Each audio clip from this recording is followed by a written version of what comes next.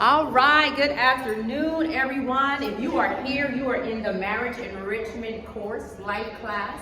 My name again is Minister Treal Ravenel. I also go by Treal Ravenel. Super excited to be here. I actually am the director for Marriage Enrichment at New Bethel Songs of Praise as well. So I teach on marriage enrichment there, and I'm excited that God has granted this opportunity. Excited that co-pastor Lady Jan is in this session, and I hope some other folks will come in. But we're here, so we're here. Yeah. All right. So after lunch tends to be the hardest segment. So what I want everybody to do, I got something different for you all today that were in the session yesterday. I want us to get up and I want us to sing a song together. And the song is In the Sanctuary. So I'm going to lead it, but I need you guys to, rock with me, right? All right. So what's the song? We lift our hands in the sanctuary. We lift our hands to give you the glory. We lift our hands to give you the praise. And we will praise you for the rest of our days. Yes, we will praise you for the rest of our days. We lift our hands in the sanctuary. We lift our hands to give you the glory. We lift our hands to give you the praise. And we will praise you for the rest of our days. Yes, and we will praise you for the rest of our days. All right. I don't want any sleeping going on. I know I'm not boring, but sometimes the food gets to you, so I understand that. So today I'm going to be talking about 8 life strategies to building and sustaining a lasting marriage. And I actually have a handout for you all. So I have a handout for you all. So you're going to see here slide 1, 2, 3. And of course, I don't have the PowerPoint presentation, but you'll be able to follow along with me. If you need a pen, let me know because I do have some pens as well. Okay. So these are life strategies.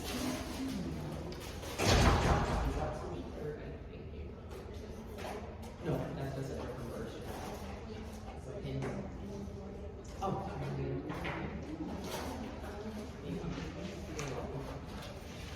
Life strategies. So I'm going to start off asking some questions. And I'm going to throw the ball to somebody. And you're going to catch the ball. And you're going to answer the question. Is that all right? Yeah. So I have to go back and forth. I'm not a good throw or a good catch. So I'm going to have you throw the ball to somebody else. So when you get the ball, you answer the question. And then I'm going to have you throw the ball to someone else. So the first question is, I want you to answer, marriage is blank. Marriage is. 2 people coming together as one. Woo! Okay, good job. Marriage is. Next person. What's marriage? What's marriage, Deke? Marriage is work. Marriage is work. How many people agree with that? Come on, somebody. Marriage is, you can throw it to whoever you want to throw it to. Marriage is. Bishop. Marriage is love and commitment. Ooh, I love that. I love that. Okay, so we're going to switch up. Okay, no. Marriage is. Who want to answer? Go ahead and answer. Ooh, you're a good throw. Marriage is listening. Oh, I love it. Marriage is, Lady Jan. Marriage is too good for givers. Woo! That's good. All right, that's good. Okay, so marriage is not. Never having to say you're sorry. Ooh, that's good. Marriage is not. Throw it to anybody else. Uh-oh. Marriage is not one person working on it. Ooh, marriage is not. Uh-oh. I'm not telling you I'm going to throw. Marriage is not a place where God is not present. Ooh, that's good. All right. So now we're going to, okay, Deke, you want to answer? Now I'm going to switch up a little bit again. So I want you to talk about your marriage. So my marriage is. Well, my marriage is not perfect. That's good. Okay, you can throw it to anybody else. My marriage is. So somebody's married, hopefully. Stage prayed out. Okay. My marriage is Deke. Successful. That's good. Rachel, my marriage is not. Oh, well, marriage is not. You were right, so now I switched it up. I'm sorry, I should have said that. So that was right. She said my marriage is not easy. Co-pastor, my marriage is not. Well, my marriage is, I don't know how to say it, put a spin on it. Yeah. It's so old, I don't even know. My marriage is not over. Right? My marriage is not over. That's what I'm going to say. All right. So I want you to answer this question again. Again, this is going to be a lot of interaction because I don't want you all to fall asleep, and I believe in engaging the room. So we have to talk about our marriage goals. One thing I realize is that we make goals for everything else. Smart, specific, measurable, attainable, relevant, and time-bound goals for everything else, our business, for our children, and all these other things. But we fail to make goals for our marriage, right? We fail to create a mission. Someone yesterday talked about the vision statement, the mission statement, the what, the why, the what, the how, and the why that we do what we do. But we don't do that in marriage. So I want you guys to just start thinking about this as I'm talking. I want you to start thinking about some of the marriage goals that you have. It doesn't matter if you are not married yet. So let me preface this. So if you're not married, I want you to write down goals that you would like for your marriage to have. So those are for the single people desiring marriage. For those that are already married, I want you to write down some goals that you want for your marriage, even at the stage that it's in. So whether that's you're married 10 years, 15, 20, 40 years, I want you to write down just 1 to 3 goals regarding your marriage. It can be a goal for my marriage is to have healthier communication where we're talking with one another and not talking to one another. A goal for my marriage is for us to have sex 3 times a week. A goal for my marriage is for us to have a date night every week on Wednesday. A goal for my marriage is for us to go on vacation without the children, every 6 months out of the year. So I want you to start writing down some goals for your marriage. A goal for my marriage is to attend counseling. Again, it doesn't matter if you've been married 10 years, 15 years, 40 years. A goal for my marriage is to attend counseling at least twice a year so that we can just check in. I'm just giving you some examples. A goal for my marriage is to attend a marriage conference or a marriage retreat at least once a year so we can get reset and revived and restored. So go ahead and write 3 goals down. I'm gonna have a few people just share one of your marriage goals with the room. Give you a few seconds to do that. And it's imperative because sometimes we have our personal goals for our marriage or our mate, but we fail to share that with them. So while we're desiring certain things in the relationship, they have no clue. They have no clue. Well, you're supposed to. A goal for my marriage is for my husband to pray with me every morning before we go to work. And you can say, we're believers, that's supposed to happen. Not necessarily. You have 2 different schedules, you're on 2 different wavelengths, so we can't have these expectations for our spouse and they have no clue. Amen? All right, anybody ready to share just one of your 3 goals? Yes. Top of the list, learn to agree to disagree. That is good. That's good. Thank you, Dee. Who else? We're going to talk a little bit about that compromise. And I like what you said, more healthy communication. Yes. So don't let me talk. Absolutely. Yeah, and you can't have a conversation by yourself, right? That's right. Yeah. And then there, on a separate note, sometimes we do have those spouses that are not verbally communicative. There are other ways that we can learn to communicate with them, and then we can also, there are things that we can do to help them feel more comfortable in communicating. One thing about the lack of communication or the lack of enough communication can be some underlying things that they may have experienced childhood, adulthood, or in the marriage relationship, and now they don't want to communicate or they don't know how to express themselves because they may feel triggered by other instances within the relationship or a previous relationship. So I just wanted to say that. Somebody else wanted to answer one goal for your marriage? What's one goal for your marriage, Rachel? Voicing expectations. That's good. Co-pastor. Travel more outside of church events. I know that's right. Yes. Listen, and that's a real thing, right? In ministry, and especially at the capacity that co-pastor and apostle is in, they do a lot of traveling for church and mission work and things of that nature, but they still are individuals, right? They still have an entity within themselves. And it is important that they do get that time, or anybody in that leadership capacity, so they don't feel like everything's just caught up in ministry and in church, and we've lost ourselves in that. So I appreciate you being transparent and sharing that. Anybody else want to share? One goal. One goal. One goal. Incorporate more praying time. That's good. Yeah, incorporate real praying time. One goal for my marriage is for me and my husband to stop being so busy so we can do a lot of other things that we desire to do. We're in this season of working and building and growing, but sometimes even with ministry, just in that work setting and being two workaholics and type A individuals, you can work so much and you're not really doing, nurturing the marriage relationship. So you got to take a step back to ensure that you're doing that consistently. And thankfully for me, because I have a background in psychology, I'm like, oh honey, we need to do this, we need to do that. So, All right, so we're gonna talk a little bit about our marriage backstory. And the reason why we're talking about this is because we all have an idea of what marriage should be, right? We all have scripts and stories that we've been told growing up in our households and things of that nature, of what marriage should be, what it should look like. And sometimes because these scripts and stories are written on our hearts and our mind, we go into this marriage relationship expecting it to be exactly what we've been taught or what we caught. So I want us to start writing down some things regarding our marriage backstory. So I'm going to read this here. So we all have limited beliefs regarding certain things: our money, our marriage, our relationships, church, all of these things. So everyone has a backstory. Say, everyone has a backstory. Everyone has a backstory. So because we have this backstory, again, it has shaped the way that we think. We have that nature versus nurture. It is our framework for living. Sometimes we do things and we don't even realize that we're doing them. How many times you said, oh my God, I act just like my mother? Oh my God, I act just like my father. Like I swore, like I would never do this or I would never do that. And I find myself doing some of the same things that was so annoying that my mom did at one time, right? And in that time, when you recognize those things, it's very important that we say, okay, this is not working for my marriage.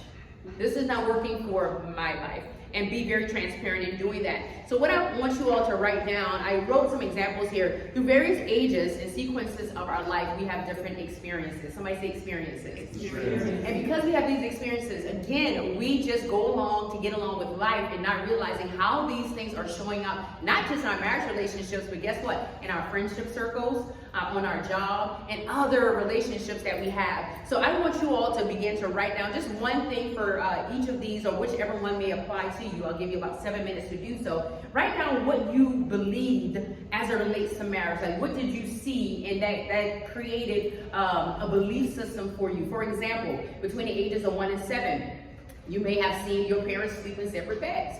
And that probably became a belief system. And now you're probably at a place now that you and your spouse may be sleeping in separate beds, or even have thought about that as a compromise in a marriage relationship. And I know people do that for other reasons, and there's science behind that. It's not always that you don't like your spouse or you don't want to sleep with them. You have some spouses that have sleep issues with snoring and all these other things, but I just wanted to give this as an example. Another example is it's okay to call each other names as long as you apologize.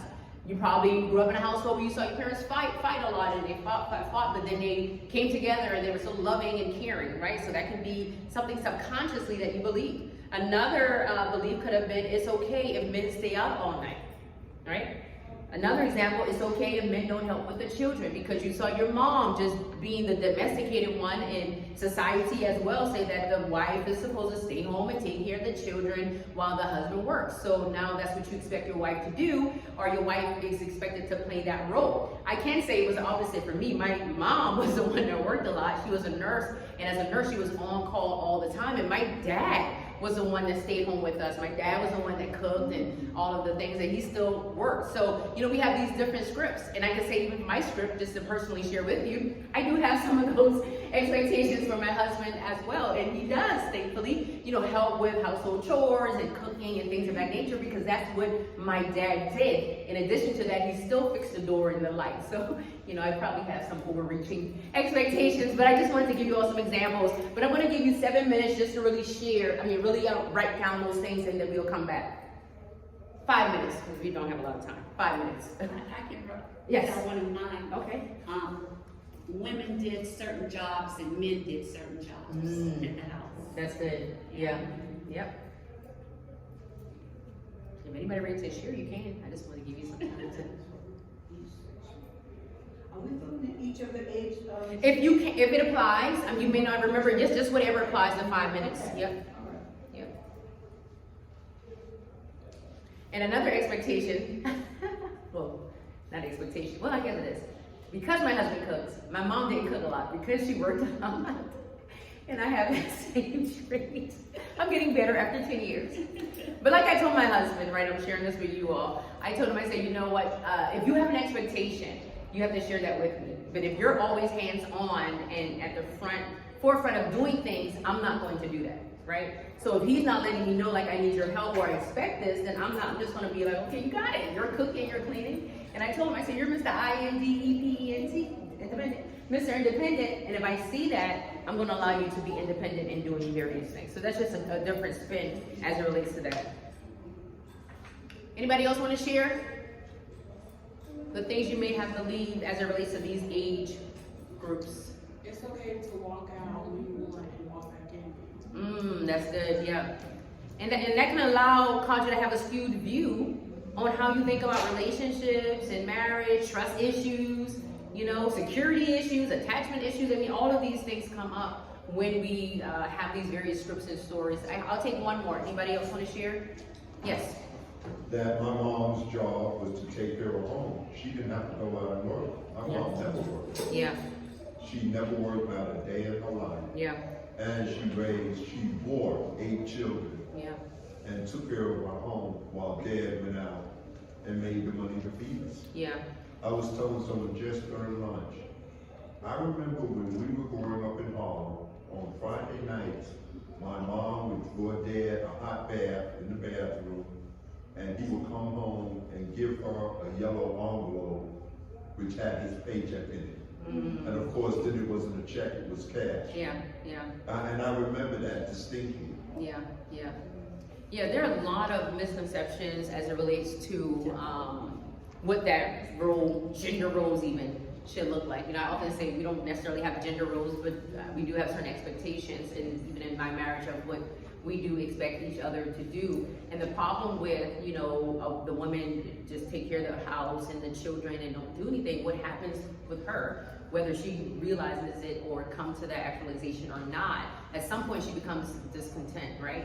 So when the kids go to college and everybody's gone from the home, and what is there to do at this point, you know? And she probably has a midlife crisis. We see it all the time. Has a midlife crisis. She goes out and have all this fun, or in unfortunate circumstances, she goes out and have an affair or something, because now she needs to feel like herself. She needs to feel that she's worthy, or that she has some value other than, you know, raising kids and staying at home, which nothing absolutely is wrong with that. But for many women, you need more than that, more than just being the housekeeper and the, you know, and again, I don't want to touch on that because I know that can be, you know, a little subject there. Yes, Bishop. No, I was just piggyback on what Deacon Sally said, which is my opposite mindset. He said his mother didn't work, she stayed home. But I declare to say, women who stay home work.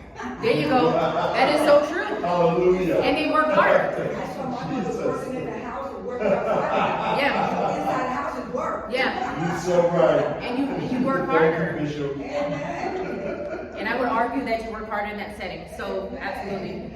So a good marriage, it involves much more than just love, much more than just love, much more than just a physical appeal, much more than just shared interests. You know, when I was growing up, I saw this couple, and she was a beautiful girl.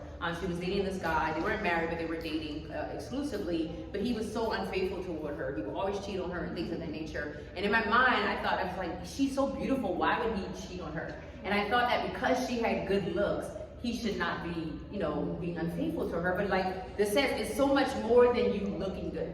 It's so much more than the expression of love, the infatuation love that we normally express to each other within a marriage relationship. It is so much more than you just having common interests or shared goals and aspirations. All of those things are great, and it can definitely contribute to the welfare of the marriage relationship, but it's not the end-all be-all. Long-lasting marriages require much more than that.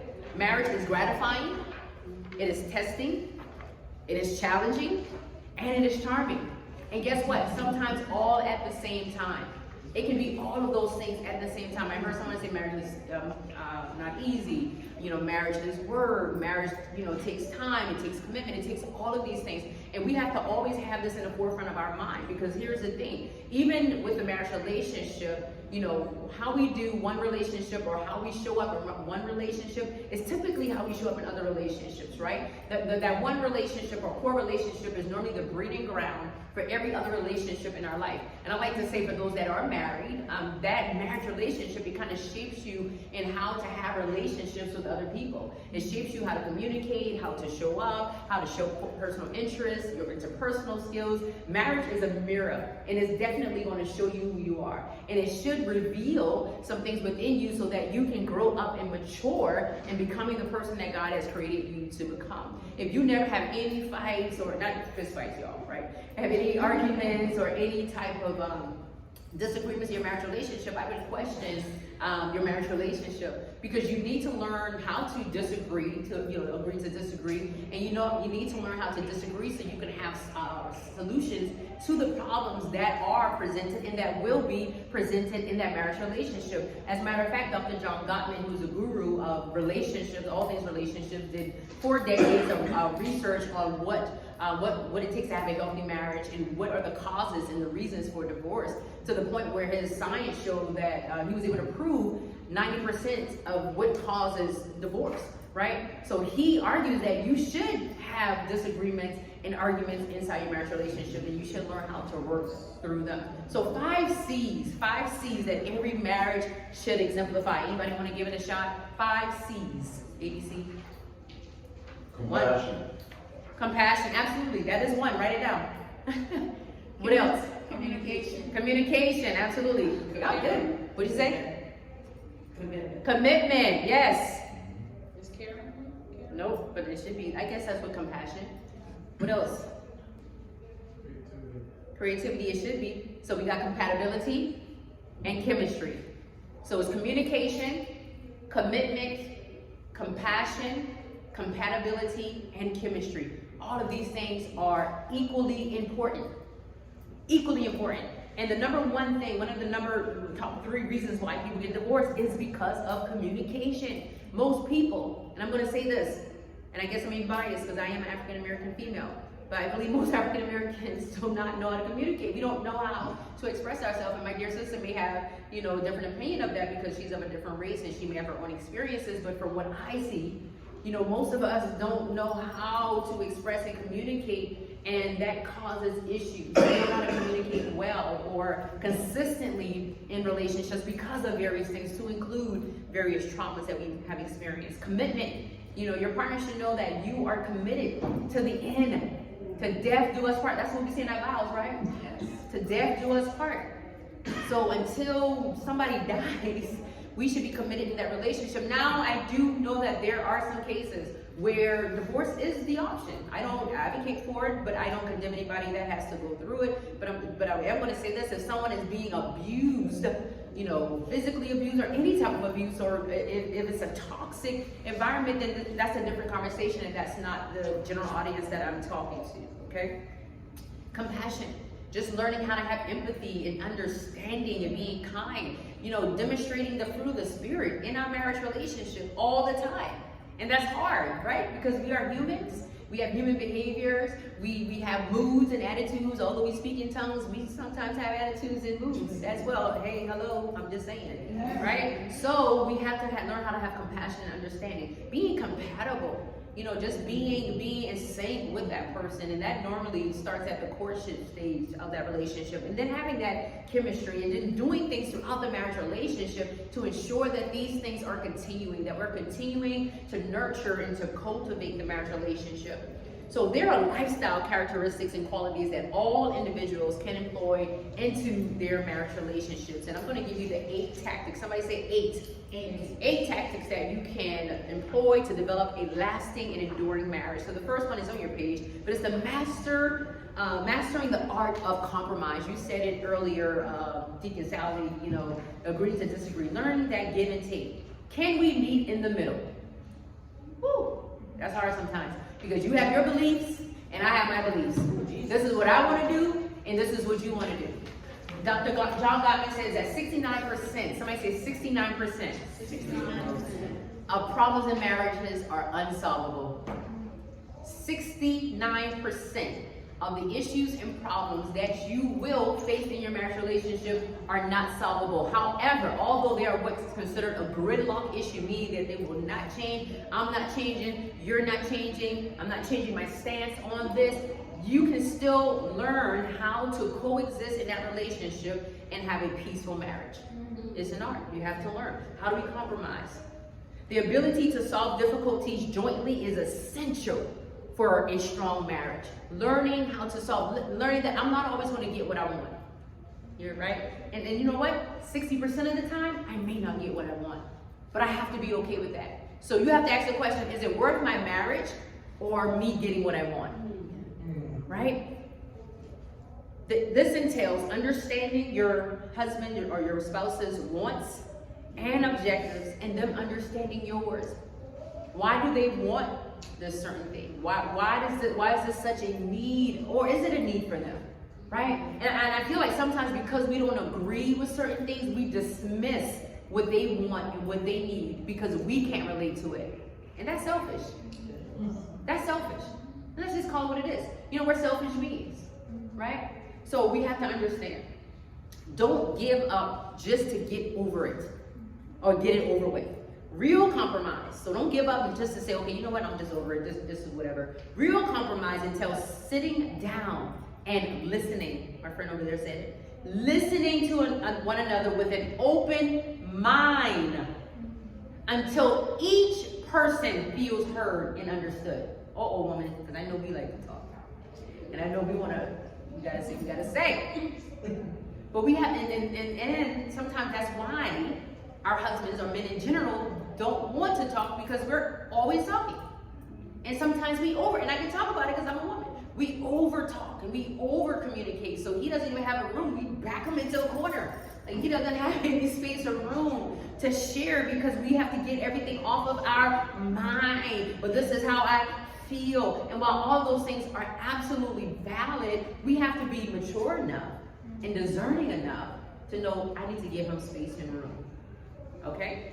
He has to have a soft place to land. Right, men? You need a soft place to land? Come on, I'm trying to help you. I'm trying to help you. Yes. And then you come with a conclusion together. You know, I know we're used to doing things on our own. We're a lot of us are alpha females and, you know, very assertive, and nothing is wrong with any of those things. And a lot of us, you know, getting back to the stories and scripts, you know, opposite of mom staying home, we saw mom go out and work. We had single parents, right? Single mom that went out and worked 2-3 jobs and, you know, brought home the bacon, cooked the bacon, paid all the bills, and she did all that. And guess what? We're the same exact way. So we're so assertive and so aggressive sometimes in our approach. This makes it really hard for our husbands to lead.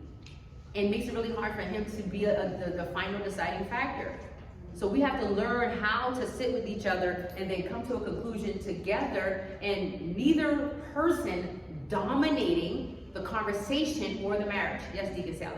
Well, again, I'm always transparent. I love me. I'm going to ask you a question. Yes. What about the situation where the wife, she's been married for some time, and she loves her husband, but all of a sudden she transitions to both the husband and the mother? She loves her husband, but she transitions to the husband. And she's taken on Both this roles? dual role. Why? Where she's the wife, Right. And but all of a sudden she's the mother. And she's ruling the husband like she's the mother. And the reason why I ask that is because I have a business associate a couple of doors from where my shop is. And we had a conversation, and I said, part of the problem that we as men have is we're not having those intimate conversations about what's really going on in our life. Right. And he said to me, well, Mike, what are you talking about? I said, well, what about the situation where your wife loves you so much and she's so in tune, but all of a sudden she's become your wife and your mother, and she's treating you and talking to you as your mom? And how do you respectfully and lovingly explain to her, honey, mom died 30 years ago, Right. I love you? And the funny thing about it was he started shaking his head because he knew exactly what I was talking about. And I said, the reason why we should have those conversations is because that's not the worst thing. And as a husband, you are required to not strike out against that mentality, Right. but you're supposed to deal with it and try to correct it in a loving way. And I'm gonna say this, and I hope no one gets offended. Are you acting like a child? That's the first thing I'm gonna say, right? Not that it's right, because sometimes women, being who we are, and sometimes us being assertive, we can begin to mother our husbands. Our husbands can begin to father us. I think some marriages do go through that dynamic of the husband feeling like, okay, I have to. It's not that they're intentionally trying to be your mother or your father, but perhaps, just perhaps, there are certain behaviors that one may be demonstrating as a child, and that person automatically falls into that role. So that can be one reason why. Another reason why that person can be doing that is because of whatever they may be dealing with. And now they feel like they need to be assertive and need to be the authoritarian by whatever role or whatever means, and trying to tell you what to do instead of communicating with you what their needs are. So for instance, let's say that there's a husband that goes out all the time. And instead of the wife talking with her husband and saying, well, babe, you know, I appreciate when you're home. You know, I feel safe when you're home with me and the children, and I would want you to be home a little bit more.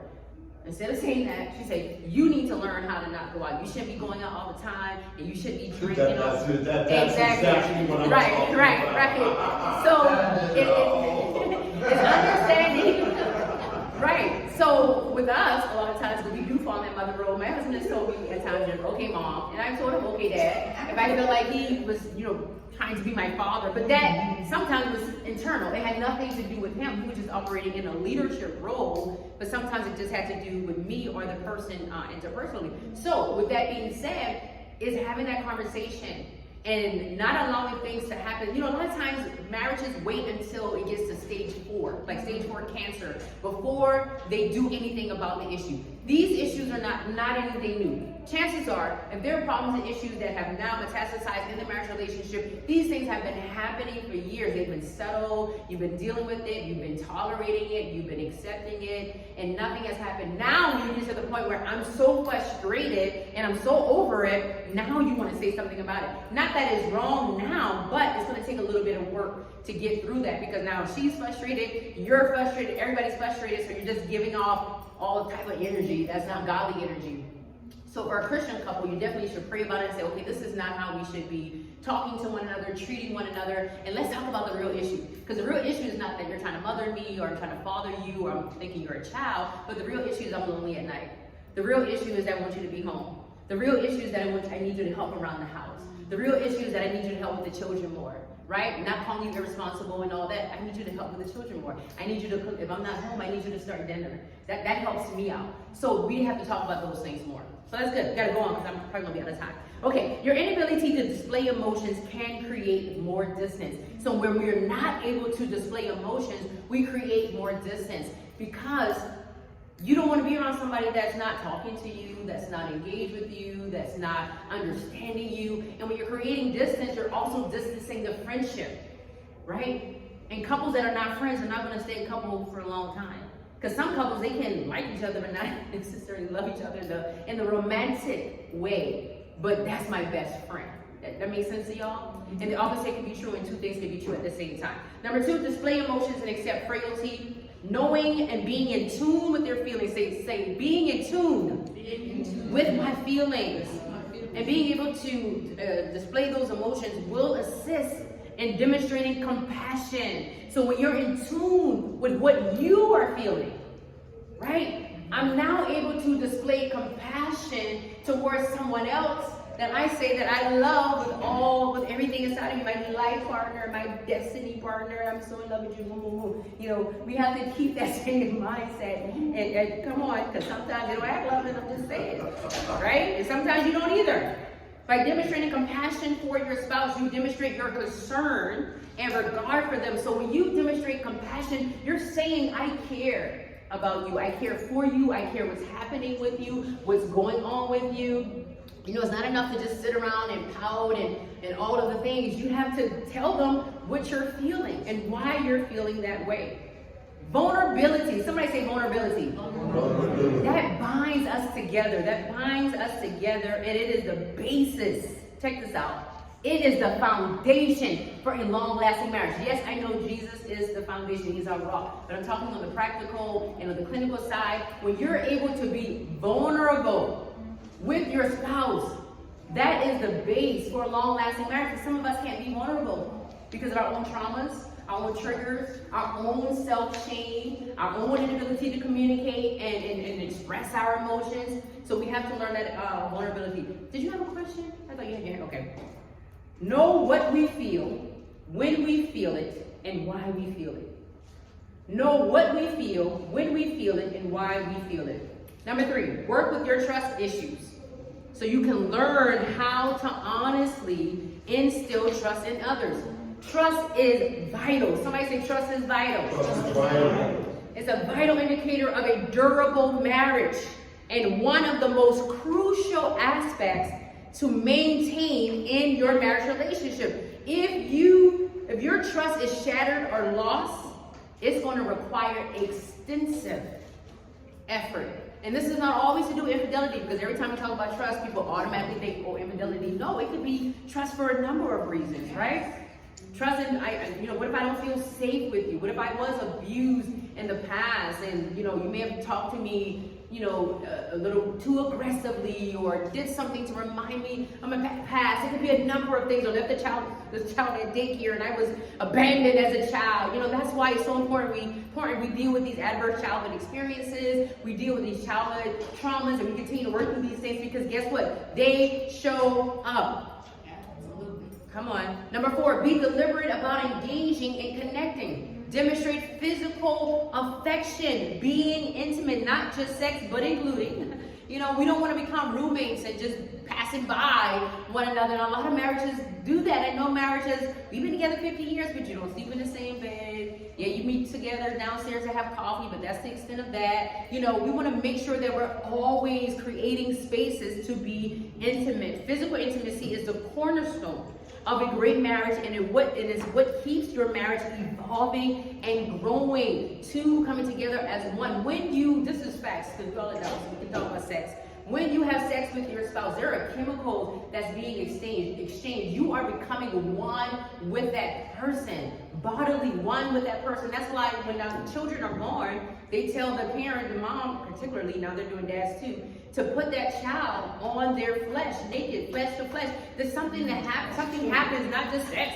Something happens that's magical, that is beautiful, that is spiritual when you are flesh to flesh and being able to connect with your spouse. That's why the enemy tries so hard to keep married couples from being physical and intimate with one another. Okay? Respecting your spouse during challenging times and challenging situations, both within and outside the relationship, makes them feel valuable. So even if you don't agree with certain things, it's not the time to say that while we are at grandma's house, or while we're in front of our friends or the congregation. Let's have that private conversation. And what that shows your spouse is that I do respect you enough not to try to, bring things up in a public forum. I respect you enough to pull you to the side and say, well, honey, or honey, whatever, to share whatever your concerns are. When we care about people, we demonstrate respect for them.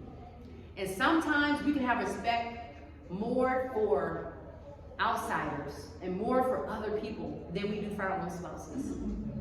Sometimes we respect our best friends more, our parents, and yes, you just want to honor your mother and father.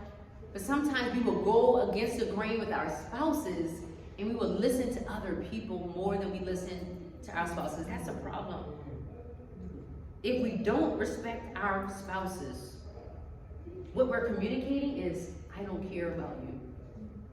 So the next time it comes up in your mind, or you feel like, I don't want to respect him, or I don't want to respect her, the next question I want you to ask yourself, do I care? Do I care enough? I don't have to agree, but do I care enough to respect them even when I don't agree? Because respecting is also saying, I value you as a person. So see, when you say it like that, it's a little different, right? Respect equals care. Number 6, demonstrate gratitude and compassion for others. And again, these are life skills. So these are not just for your marriage relationship. These are for relationships in general. Learning how to demonstrate compassion. This involves developing awareness and being in the now. Somebody say, I need to be fully present. We need to learn how to be fully present for others, right? This can include putting your phone down during meals. We talked about that over there just a little bit. You know, spending 15 minutes together in the mornings. Just intentionally doing things to show that person that I love you, I respect you, I value you, I care about you. And guess what? We can't go over our feelings. Because we allow our feelings to lead, we're going to be in trouble.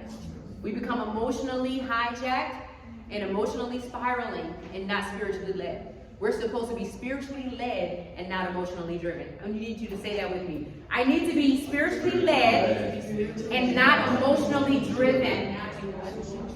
Emotions are great indicators, but horrible dictators.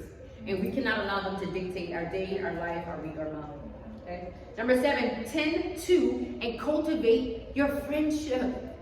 Be friends. I real life like my husband. I think we're real life best friends.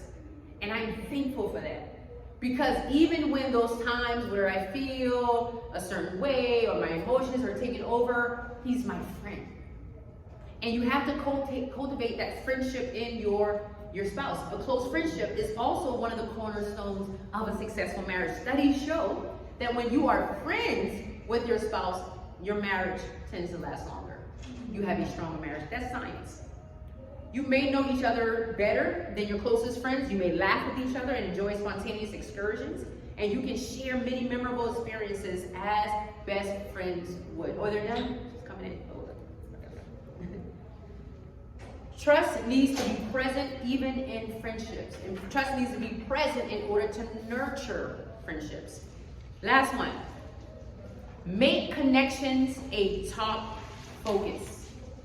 If you want your marriage to be resilient, you have to prioritize your marriage. Somebody say, my marriage is a priority.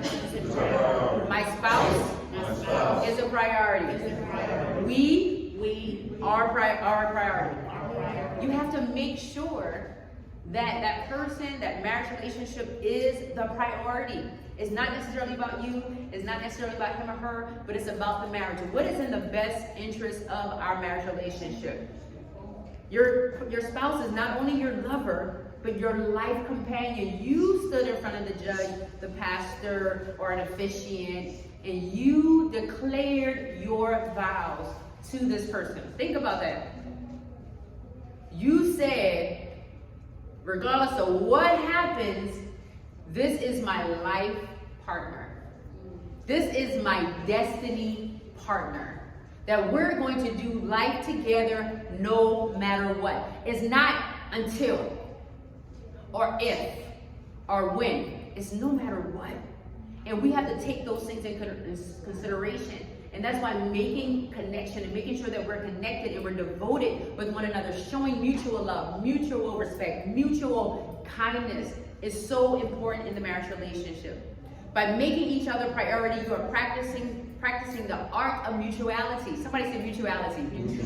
I think I made that word up. Practicing the art of mutuality, being present in the moment and all of the other things that we've discussed. Even when children and life enter the scene and other things are happening, because things are going to happen.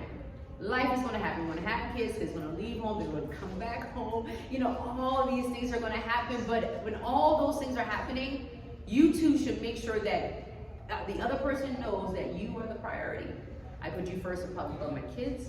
I put you first above my parents. Now, you have an order priority for those things when things happen. But for the most part, your spouse should know that I'm the priority. It's me over everyone else. And everybody else comes in their respective places. It's me over even the church for those that are ministry and have, churches and things of that nature. And sometimes people struggle in that regard. So that's my time. I see folks coming in and I am done. I will open the floor up just a little bit if anyone has any questions or concerns. I do have my information here if you want to stay in contact with me, which all of you know me. So that'd be great. And that is my time, y'all, but I'll answer any questions you may have. Yes? So death will, is that scripture or just That is a vow, that is not scripture actually. That is a vow that individuals have made up in the marital vows. But my thing is, a relationship should last eternity with your spouse. So, yeah. I had someone tell me that. That was scripture? Something that man made, Well, I wouldn't say it's man-made. I think it's based on religious values and principles, but I don't necessarily know of a scripture that says so. Yes, Actually, no, does it's the part. Bible give you their lack of base reasons for divorce? Right. And I know that the Bible tells us about a vow, if you make a vow that you Keep it, right. keep a vow, and that's biblical. And the Bible can be subjective and is interpreted to the interpreter, right? But to your point about the vow, to the point where it talks about oneness, to the point where it talks about divorce and then reasons for divorce, we have to have wisdom enough to take all this stuff in consideration and then getting wise counsel to see what the interpretation is for us. Because earlier I said, there are, if you're in an abusive marriage relationship, I don't believe God wants you to stay in that relationship and you're getting dragged through the house and constant infidelity and all these things. So we have to use wisdom and get godly counsel when it comes to these things. And we know about the Pauline privilege, and a lot of what the Bible talks about, even in regards to divorce, it was what Moses mandated because the people wanted to get divorced. They wanted to get divorced for any no reason, so he said, well, go ahead and get divorced. But that's not we're running out of time. But yeah. So that's what I would say. I did have some books that I wanted to give away to some folks. I have a couple books that I wanted to